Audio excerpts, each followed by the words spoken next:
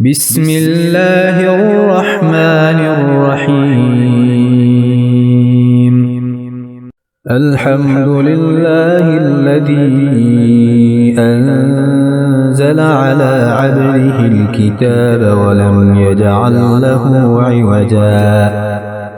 قيما لينذر بأسا شديدا من لدنه ويبشر المؤمنين الذين يعملون الصالحات أن لهم أجرا حسنا ماكثين فيه أبدا وينذر الذين قالوا اتخذ الله ولدا ما لهم به من علم ولا لآبائهم كبرت كلمة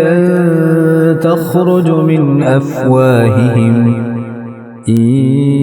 يقولون إلا كذبا فلعلك باخع نفسك على آثارهم إن لم يؤمنوا بهذا الحديث أسفا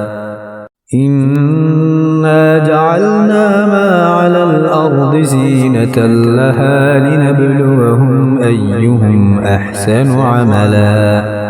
وإنا لجاعلون ما عليها صعيدا جرزا أم حسبت أن أصحاب الكهف والرقيم كانوا من آياتنا عجبا إذ أوى الفتية إلى الكهف فقالوا ربنا آتنا من لدنك رحمة وهيئ لنا من أمرنا رشدا فضربنا على آذانهم في الكهف سنين عددا ثم بعثناهم لنعلم أي الحزبين أحصى لما لبثوا أمدا نحن نقص عليك نبأهم بالحق إنهم فتية آمنوا بربهم وزدناهم هدى وربطنا على قلوبهم إذ قاموا فقالوا ربنا رب السماوات والأرض لن ندعو من دونه إلها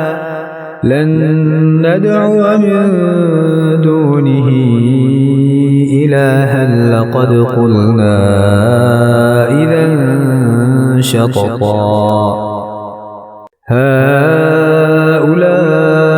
قوم اتخذوا من دونه آلهة لولا يأتون عليهم بسلطان بين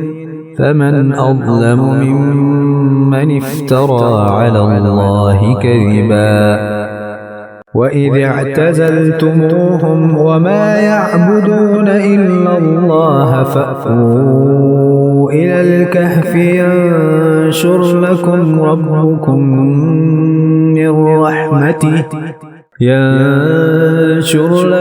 ربكم من رحمته ويهيئ لكم من أمركم مرفقا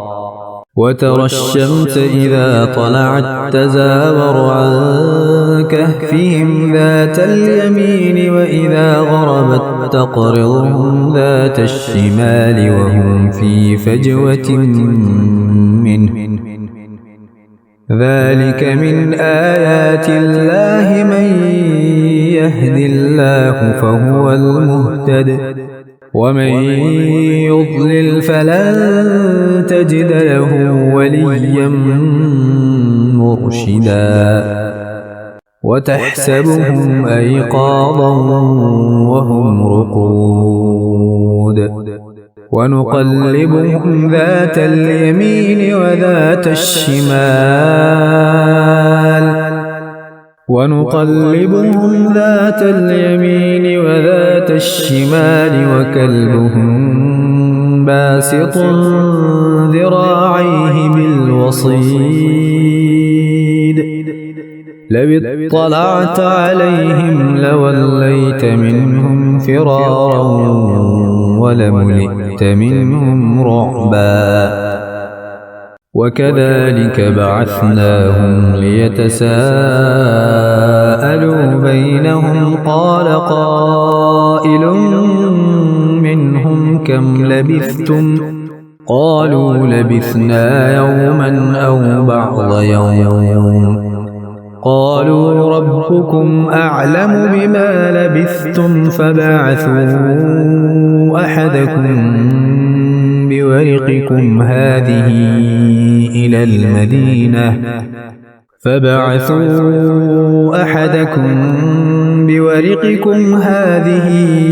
إلى المدينة فلينظر أيها أزكى طعاما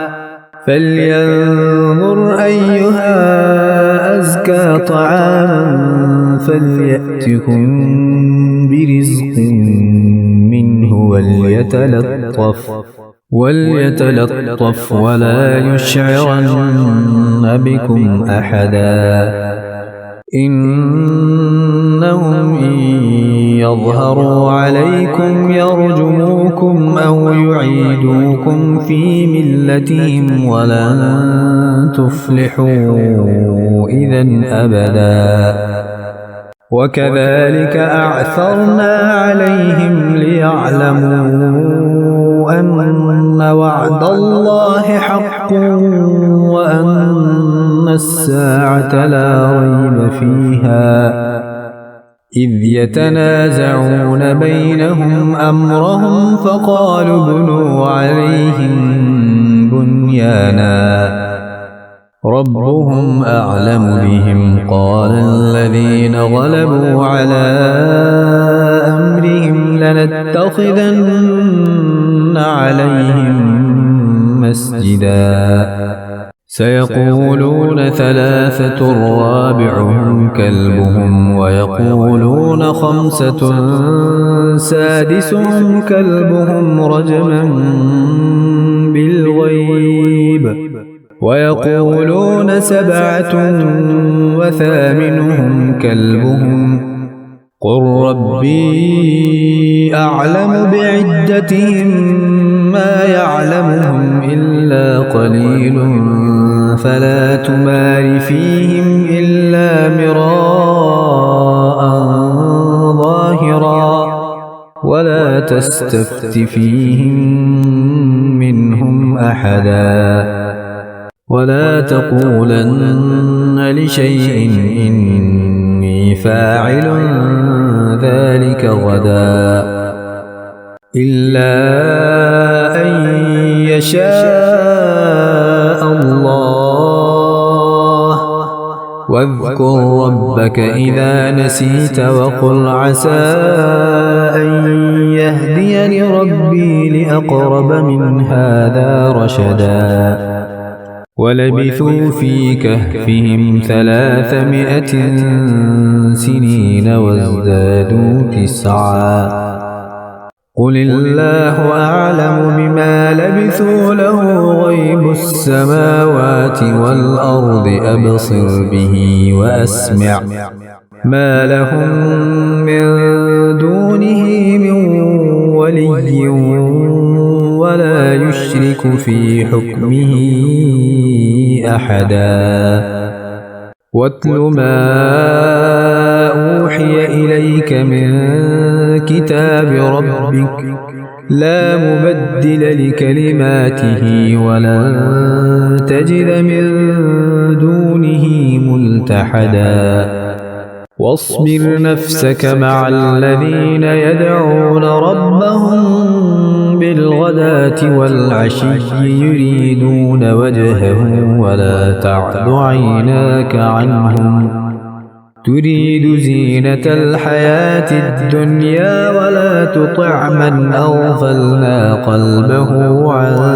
ذكرنا واتبع هواه وكان أمره فرطا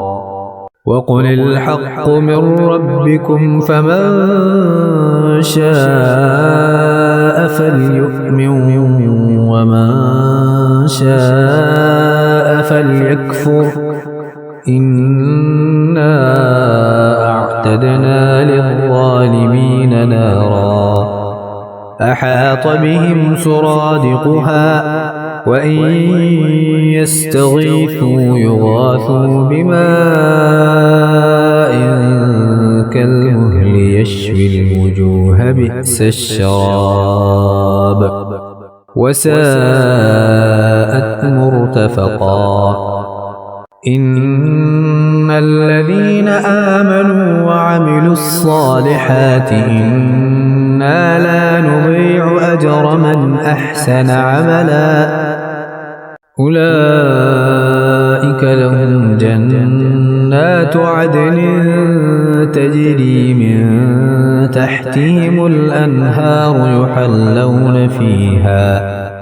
يحلون فيها من أساور من ذهب ويلبسون ثيابا خضرا من سندس وإستبرق متكئين فيها على الأرائك نعم الثواب وحسنت مرتفقا واضرب لهم مثل الرجلين جعلنا لأحدهما جنتين من أعناب وحففناهما بنخل وجعلنا بينهما زرعا كلتا الجنتين آتت أكلها ولم تظلم منه شيئا وفجرنا خلالهما نهرا وكان له ثمر فقال لصاحبه وهو يحاوره أنا أكثر منك مالا وأعز نفرا ودخل جنته وهو ظالم لنفسه قال ما أظن أن تبيد هذه أبدا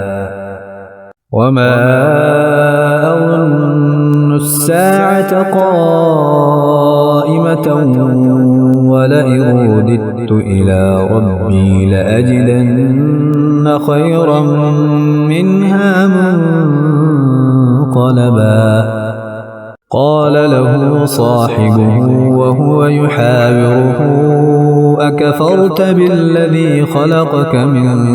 تراب ثم من نطفة ثم سواك رجلا لكن هو الله ربي ولا أشرك بربي أحدا ولولا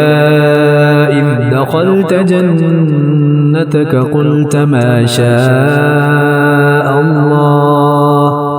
لا قوة إلا بالله إن ترني أنا أقل منك مالا وولدا فعسى ربي أن يؤتيني خيرا من جنتك ويرسل عليها حسبانا من السماء فتصبح صعيدا زلقا أو يصبح ماؤها غورا فلن تستطيع له طلبا وأحيط بثمره فأصبح يقلب كفيه على ما أنفق فيها وهي خاوية على عروشها وهي خاوية على عروشها ويقول يا ليتني لم أشرك بربي أحدا ولم تكن له فئة ينصرونه من دون الله وما كان منتصرا هنالك الولاية لله الحق هو خير ثوابا وخير عقبا واضرب لهم مثل الحياة الدنيا كماء أنزلناه من السماء فاختلط به نبات الأرض فأصبح هشيما تذروه الرياح وكان الله على كل شيء مقتدرا المال والبنون زينة الحياة الدنيا والباقيات الصالحات خير عند ربك ثوابا وخير أملا ويوم نسير الجبال وترى الأرض بارزة وحشرناهم فلم نغادر منهم أحدا وعرضوا على ربك صفا لقد جئتمونا كما خلقناكم أول مرة بل زعمتم أن لن نجعل لكم موعدا ووضع الكتاب فترى المجرمين مشفقين مما فيه ويقولون يا ويلتنا ما لهذا الكتاب لا يغادر صغيرة ولا كبيرة إلا أحصاها ووجدوا ما عملوا حاضرا ولا يظلم ربك أحدا وإذ قلنا للملائكة اسجدوا لآدم فسجدوا إلا إبليس كان من الجن ففسق عن أمر ربه أفتتخذونه وذريته أولياء من دوني وهم لكم عدو بئس للظالمين بدلا ما أشهدتهم خلق السماوات والأرض ولا خلق أنفسهم وما كنت متخذ المضلين عضدا ويوم يقول نادوا شركائي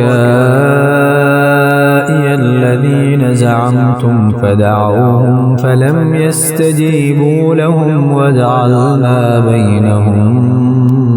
موبقا ورأى المجرمون النار فظنوا أنهم مواقعوها ولم يجدوا عنها مصرفا ولقد صرفنا في هذا القرآن للناس من كل مثل وكان الإنسان أكثر شيء جدلا وما منع الناس أن يؤمنوا إذ جاءهم الهدى ويستغفروا ربهم إلا أن تأتيهم سنة الأولين أو يأتيهم العذاب قبلا وما نرسل المرسلين إلا مبشرين ومنذرين ويجادل الذين كفروا بالباطل ليدحضوا به الحق ويجادل الذين كفروا بالباطل ليدحضوا به الحق واتخذوا آياتي وما أنذروا هزوا ومن أظلم ممن ذكر بآيات ربه فأعرض عنها ونسي ما قدمت يداه إنا جعلنا على قلوبهم أكنة أن يفقهوه وفي آذانهم وقرا وإن تدعهم إلى الهدى فلن يهتدوا إذن أبدا وربك الغفور ذو الرحمة لو يؤاخذهم بما كسبوا لعجل لهم العذاب بل لهم موعد لن يجدوا من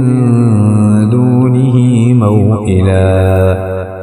وتلك القرى أهلكناهم لما ظلموا وجعلنا لمهلكهم موعدا وإذ قال موسى لفتاه لا أبرح حتى أبلغ مجمع البحرين أو أمضي حقبا فلما بلغا مجمع بينهما نسيا حوتهما فاتخذ سبيله في البحر سربا فلما جاوزا قال لفتاه آتنا غداءنا لقد لقينا من سفرنا هذا نصبا قال أرأيت إذ أوينا إلى الصخرة فإني نسيت الحوت وما أنسانيه إلا الشيطان أن أذكره واتخذ سبيله في البحر عجبا قال ذلك ما كنا نبغي فارتدا على آثارهما قصصا فوجدا عبدا من عبادنا آتيناه رحمة من عندنا وعلمناه من لدنا علما قال له موسى هل أتبعك على أن تعلمني مما علمت رشدا قال إنك لن تستطيع معي صبرا وكيف تصبر على ما لم تحط به خبرا قال ستجدني إن شاء الله صابرا ولا أعصي لك أمرا قال فإن اتبعتني فلا تسألني عن شيء حتى أحدث لك منه ذكرا فانطلقا حتى إذا ركبا في السفينة خرقها قال أخرقتها لتغرق أهلها لقد جئت شيئا إمرا قال ألم أقل إنك لن تستطيع معي صبرا قال لا تؤاخذني بما نسيت ولا ترهقني من أمري عسرا فانطلقا حتى إذا لقيا غلاما فقتله قال أقتلت نفسا زكية بغير نفس لقد جئت شيئا نكرا قال ألم أقل لك إنك لن تستطيع معي صبرا قال إن سألتك عن شيء بعدها فلا تصاحبني قد بلغت من لدني عذرا فانطلقا حتى إذا أتيا أهل قرية استطعما أهلها فأبوا أن يضيفوهما فوجدا فيها جدارا يريد أن ينقض فأقامه قال لو شئت لاتخذت عليه أجرا قال هذا فراق بيني وبينك سأنبئك بتأويل ما لم تستطع عليه صبرا أما السفينة فكانت لمساكين يعملون في البحر فأردت أن أعيبها وكان وراءهم ملك يأخذ كل سفينة غصبا وأما الغلام فكان أبواه مؤمنين فخشينا أن يرهقهما طغيانا وكفرا فأردنا أن يبدلهما ربهما خيرا منه زكاة وأقرب رحما وأما الجدار فكان لغلامين يتيمين في المدينة وكان تحته كنز لهما وكان أبوهما صالحا فأراد ربك أن يبلغا أشدهما ويستخرجا كنزهما رحمة من ربك وما فعلته عن أمري ذلك تأويل ما لم تسطع عليه صبرا ويسألونك عن ذي القرنين قل سأتلو عليكم منه ذكرا إنا مكنا له في الأرض وآتيناه من كل شيء سببا فأتبع سببا حتى إذا بلغ مغرب الشمس وجدها تغرب في عين حمئة ووجد عندها قوما قلنا يا ذا القرنين إما أن تعذب وإما أن تتخذ فيهم حسنا قال أما من ظلم فسوف نعذبه ثم يرد إلى ربه فيعذبه عذابا نكرا وأما من آمن وعمل صالحا فله جزاء الحسنى وسنقول له من أمرنا يسرا ثم أتبع سببا حتى إذا بلغ مطلع الشمس وجدها تطلع على قوم لم نجعل لهم من دونها سترا كذلك وقد أحطنا بما لديه خبرا ثم أتبع سببا حتى إذا بلغ بين السدين وجد من دونهما قوما لا يكادون يفقهون قولا قالوا يا ذا القرنين إن يأجوج ومأجوج مفسدون في الأرض فهل نجعل لك خرجا على أن تجعل بيننا وبينهم سدا قال ما مكني فيه ربي خير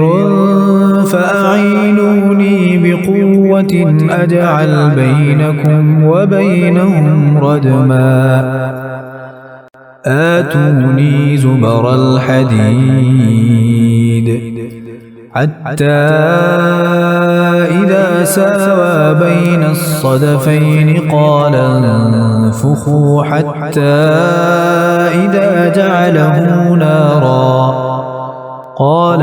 آتوني أفرغ عليه قطرا فما استطاعوا أن يظهروه وما استطاعوا له نقبا قال هذا رحمة من ربي فإذا جاء وعد ربي جعله دكاء وكان وعد ربي حقا وتركنا بعضهم يومئذ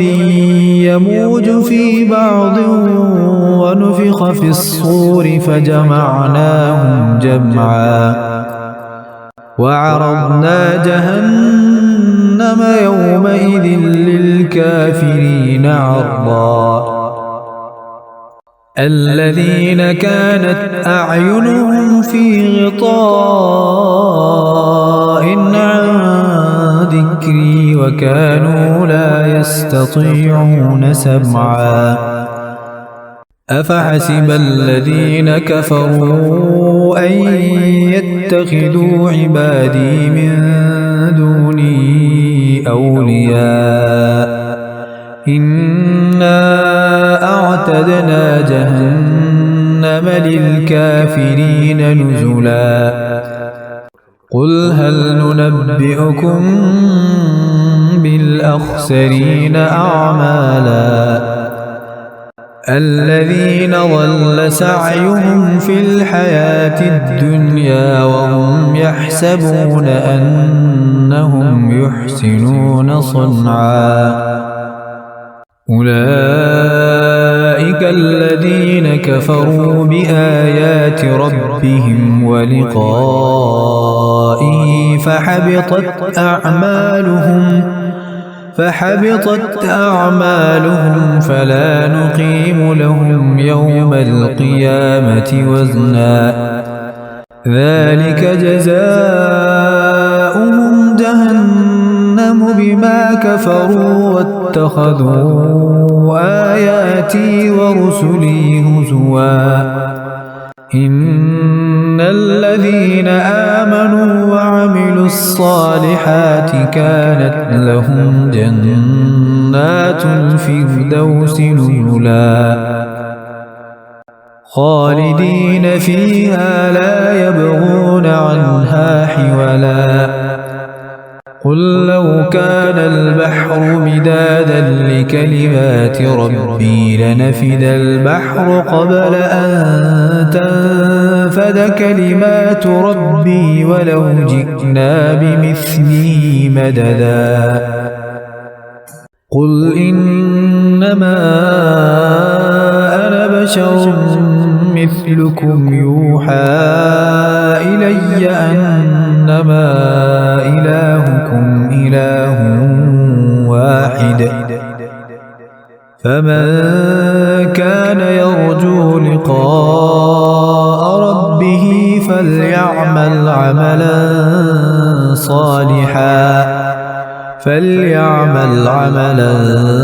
صالحا ولا يشرك بعبادة ربه أحدا